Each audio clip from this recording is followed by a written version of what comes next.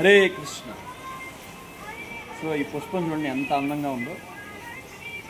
భగవంతుడు ఈ పుష్పానికి ఎంత అందాన్ని ఇచ్చాడు చూసారా. ఎవరు తయారు చేయగలరు ఈ పుష్పాన్ని?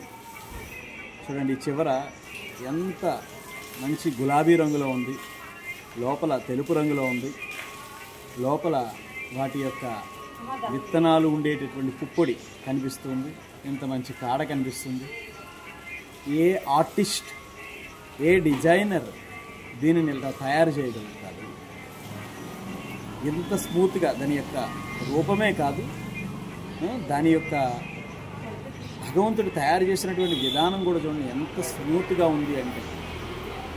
సో ఇదంతా ఎలా తయారవుతుంది, ఎవరు దీన్ని సృష్టిస్తున్నారు అంటే సమస్త సృష్టికి కారణమైనటువంటి సర్వకారణ కారకుడైనటువంటి భగవంతుడి యొక్క సృష్టి ఇది.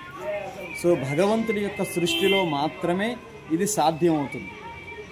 కాబట్టి భగవంతుడు లేకుండా ఆ జగత్తుకి, కృష్ణుడు లేకుండా ఈ జగత్తంతా కూడా శూన్యము. భగవంతుడు లేనటువంటి జగత్తు శూన్యాయితం జగత్ సర్వం గోవింద విరహేణి. ఆ భగవంతుడు లేనటువంటి జగత్తంతా శూన్యం.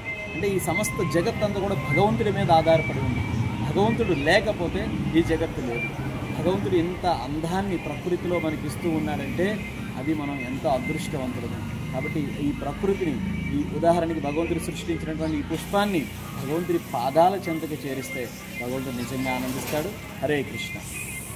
ఓకేనా?